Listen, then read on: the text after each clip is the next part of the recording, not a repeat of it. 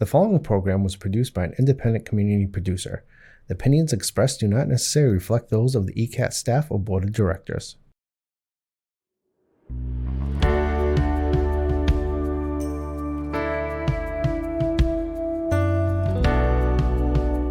Giving a voice to the voiceless, pulling stories out of the shadows and putting them under the spotlight, making sure that each person is valued and cared for. This is Humanity First with Peter Evers, presented by BAMZ. Hi, everybody, and welcome to another edition of Humanity First. My name is Peter Evers, and I work at BAMZ. And this week we have a real treat. For the second time on this podcast, the Mayor of Brockton, Robert Sullivan, is going to come in and chat with us, which I think is timely because at the moment Brockton is in the news a lot. And I don't know if Brockton always gets a fair shake from the news outlets in Boston. Admittedly, there is a fair amount of violence in this city. This is an interesting city. It's one of the most interesting cities in New England. It is a gateway city. It is where many new Americans come and settle because they can afford housing, although that's becoming a bit of an issue.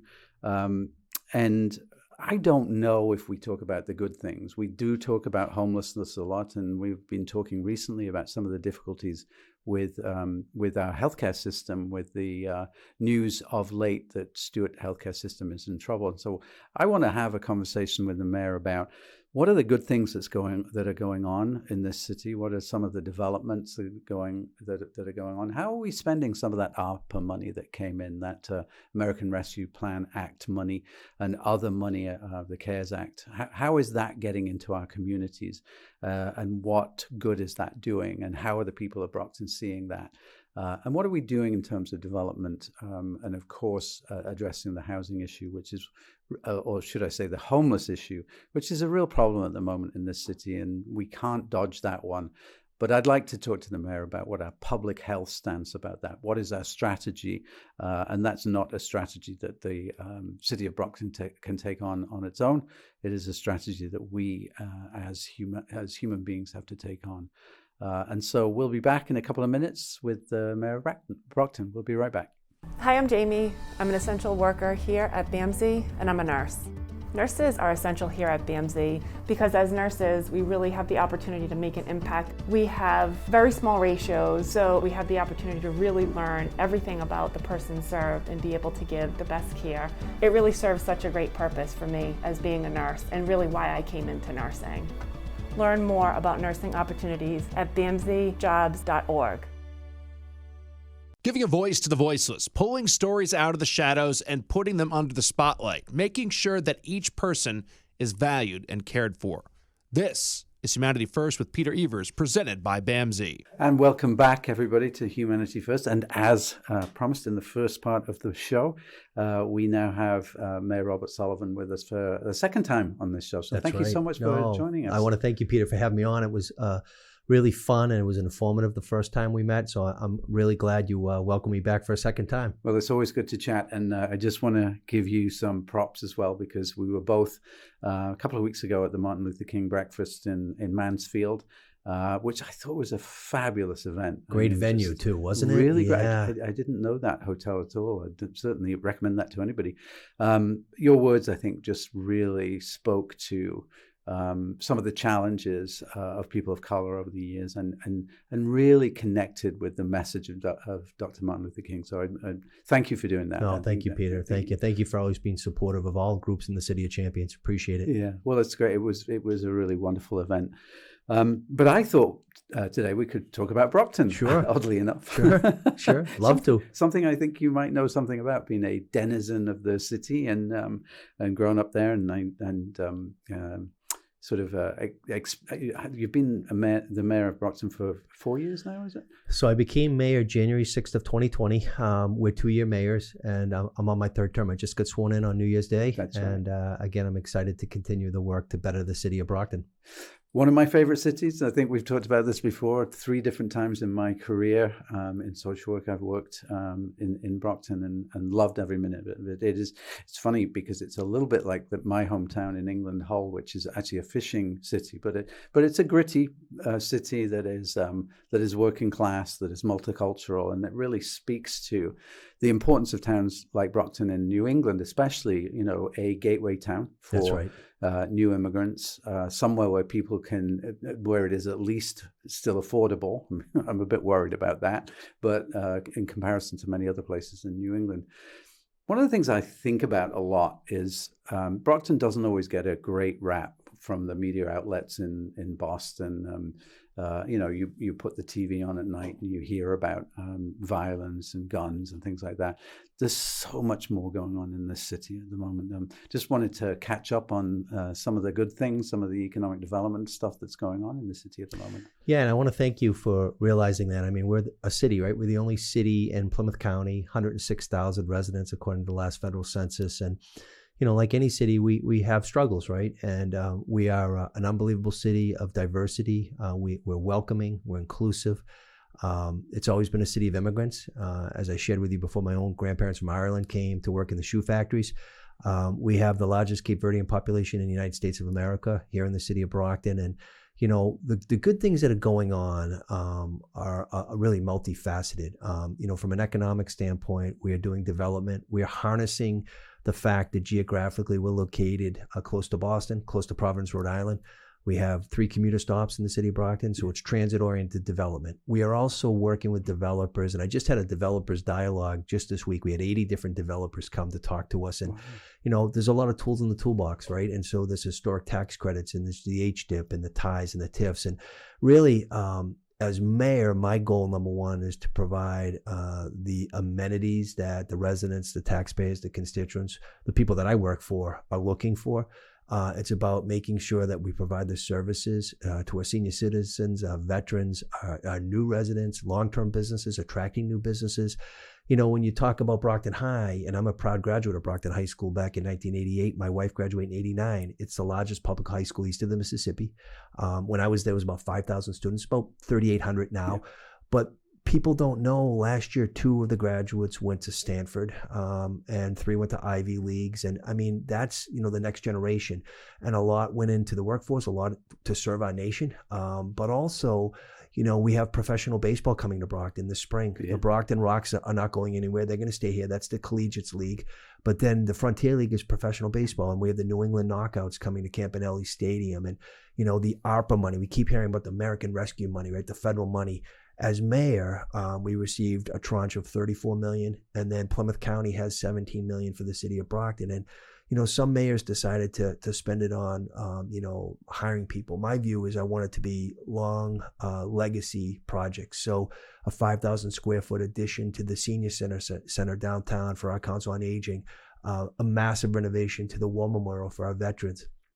City Hall is being renovated, $10 million project, hasn't been touched probably since it was built in the late 1800s. And it's really, I'm a little biased, but it's the most beautiful building, most beautiful City Hall, the artwork, the architecture. And then I decided to give $2 million to 43 different organizations, nonprofits, about average of $50,000 per nonprofit to help Brocktonians. And working to make sure that the pool on the east side of Brockton is going to be reimagined and repurposed. And we will have a brand new pool on the east side at the Cosgrove Pool, named after the first Brocktonian to die in World War II. And, $3 million is ARPA money. And then another $3 million, I went down to Washington and advocated with wonderful Congressman Steve Lynch and U.S. Senator Markey and U.S. Senator Warren. And so under the last omnibus bill, President Biden, another $3 million coming for the pool, and making sure that the 7 wards in the city of Brockton have repurposed and refreshed playgrounds for our kids. And so there's a lot going on in the city of Brockton. We're seeing an uptick in businesses coming here, relocating here. I welcome it, as someone that grew up in the city of Brockton, and my dad was a teacher at Brockton High. My mom was a nurse in the city of Brockton, and understanding that we have an opportunity to really reimagine the city of Brockton. We have a new slogan, where better begins. And that really stands for something. And, the fact that we have Massasoit and we have BAMSI and we have, the VA hospital and Brockton Hospital, which will be back online in June. And we have Good Sam. There's a lot going on. Neighborhood Health Center downtown. So, I'm the biggest cheerleader for the city of Brockton. And so, we have to tell our own story. And the story starts with, understanding that those that may have a preconceived notion of what Brockton, Massachusetts, I welcome them to come and walk and talk with me. And I think they'll definitely see a different Brockton, a more beneficial Brockton. And that's what my role as mayor is. Yeah. I mean, all you have to do is walk through the streets, right? I mean, you've got the Brockton Beer Works down on Main Street at the moment, which is wonderful. And you can feel a vibe of regeneration down there. I also see a lot of renovation of buildings going on at the moment. Housing obviously is a big issue in the city. Housing is an issue everywhere. Yes, it is. And I think last time we were talking, I was saying that back in, I think, February of 2020, the average house in Brockton was around about 230,000. Now it's about 340,000. That's so, right. All boats are rising here, but who are we leaving, behind on the tide? And, there is definitely a homeless issue in Boston, in the Southeast and in the Northeast. And, I was thinking about this the other day because I'd been over at Teen Challenge for a meeting. And I came back, and I think it was the coldest night of the year. It was about a couple of Tuesdays ago. And I came under the bridge there, and there were probably 20, 30 people there. I know we are doing everything that we can for those folks. And obviously our COPE program does a lot of work on harm reduction. You have always been a champion of that. Not everybody has. There are some notions about that. And about Narcan, which we're obviously distributing far and wide. We're still working on that issue, and there's lots of things to do. But I know that some of the businesses, I do not envy your position, to be honest with you, because you have so many groups that are interested in what's going on. We're interested in making good decisions for people who are homeless and helping them with many of those people, if not all of them, are involved with mental illness and with substance use disorder. But I know that you've been sort of bending over backwards to try and accommodate. Let's talk about even going to the bathroom, right? That was an issue, I think, with some leaders in the city. And what have you been doing about that? Yeah, I mean, listen, this is what I say, Peter. I'm the mayor of everybody in Brockton, those that live in a house that are fortunate to have a roof over their heads, and those that are facing homelessness. And I mean that. And so to provide wraparound services, to provide common decency to those on the streets. Jasmine Bradshaw is my social services director. She's out every single day. Just last night was the point of time count, where you go out nationwide and count the homeless in the city of Brockton. I couldn't be there this year because I was at a school committee meeting, but we have bathrooms at City Hall. We have bathrooms at the Thomas Kennedy Main Library downtown. We have porta potties up at DW Fields Park, never locked. We have some encampments up there. And so, I understand it's a slippery slope. Some people really want us to clean up downtown. And aesthetically, I want to do that, right? I want to make sure it's a quality of life issue. I want to make sure that the trash is picked up. I don't want to see needles in the streets, but I also know that people are hurting. Addiction is real. Mental behavioral health is off the charts because of COVID. That's a fact. And so, to provide services, I'm working diligently. The COPE program, I want to thank you. The COPE program, it saves lives, and it's really, in my humble opinion, a godsend. And we have to continue to really work together, right? We have to come up with an approach that's going to help people, get people off the streets, give them a purpose, give them the opportunity to turn their lives around, and also medical services that they need. So, Father Bill's Mainspring has been great to work with, right? They're going to be relocating to Manley Street. It's going to be a campus setting. They've done a lot at the Roadway Inn. They acquired that during the height of COVID. That's really an example that should be utilized nationwide.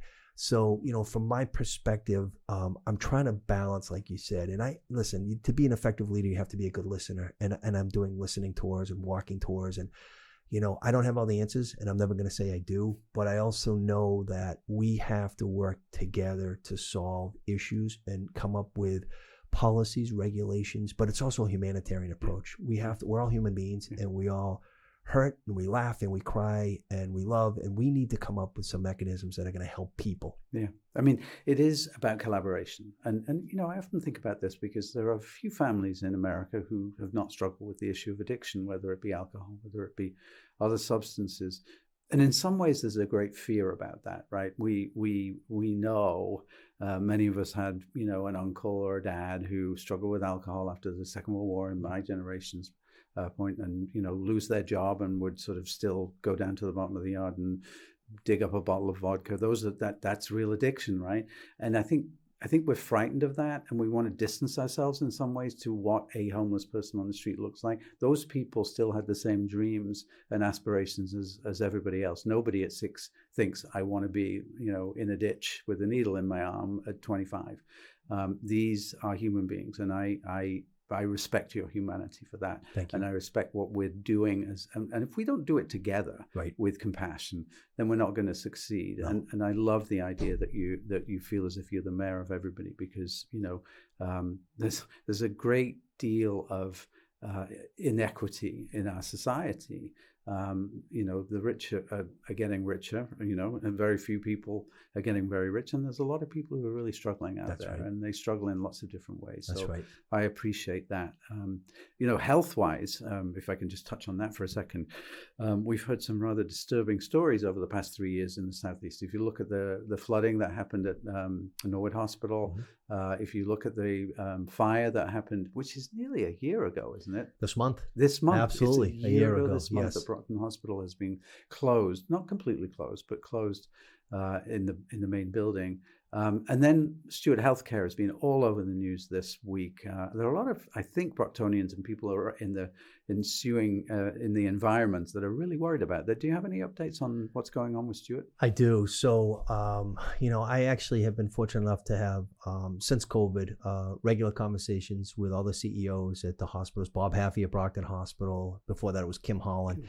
Matt Hesketh at Good Sam, Sue Joss and Maria Celli at Neighborhood Health Center, the VA hospital. A lot of people forget we have the VA, which is helping our vets on Belmont Street. And so I read all the reports about Stewart. And so last week I participated in a Zoom with the state delegation that represents Brockton, some other state reps and state senators, and some corporate folks from Stewart. And, I asked some questions. And what I was told is that the portfolio itself, Stewart, a large portion of it is hemorrhaging money. They're in the red.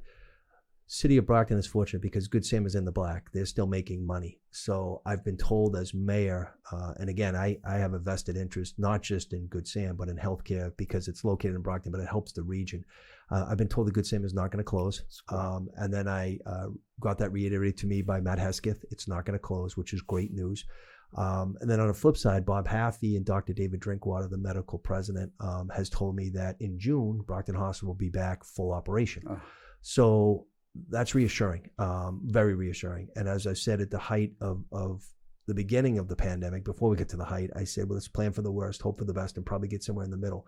So I was really gloom and doom going into conversations. But after I walked away, I said, let's do a roundtable with all health providers in the city of Brockton, meaning the hospitals, including South Shore down in Weymouth, because they're seeing a huge uptick in census numbers because of the closure of Brockton Hospital. And then we met this Tuesday in my office.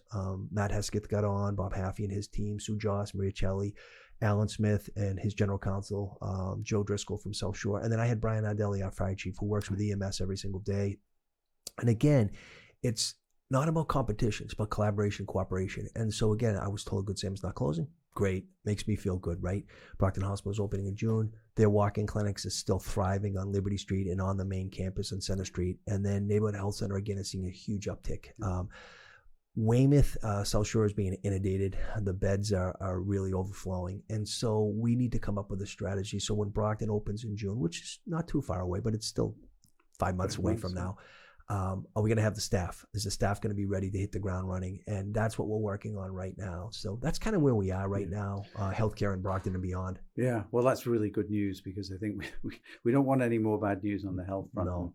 And, when I go back to that, just sort of wrapping up, I think as we talk about, you're the mayor of Brockton and, I happen to be working in a community mental health center, I think one of the things that we really need to think about is a public health strategy for our region. And that really takes into account what we can do for people who are unhoused at the moment and what we can do for people who are struggling with addiction. And there's no simple answer to this. You can build shelters, but you have to have safe shelters. And there are people who are still using who don't want to come into a dry shelter. And it's a question of, really thinking about a strategy that is long-term recovery for folks. And if this was easy, I think we'd have sorted it out many years ago, right? And this is the human condition. And this is correct, Peter.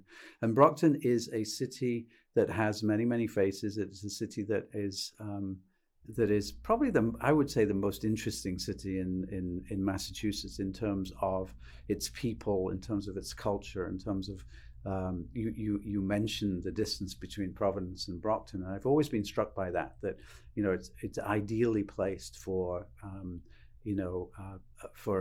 where we're going, as you say. So thank you so much for coming on. It's always good to have an update, and I'm really glad I work in this city. Well, Peter, first of all, I want to thank you. I want to thank you for your leadership. You have a phenomenal staff and team, employees, people that care. They're making a difference in Brockton and beyond. And, it's an honor and privilege to continue to partner with you. And again, I was just reelected and I have 2 more years going on, and we'll see what happens as we move forward. But, we have a lot of work to do together. We'll roll up the sleeves and keep the eyes on the prize and do some good things together. So thank you again. Thank you. Look forward to it. Thank you. Thanks, man. Bye, everybody.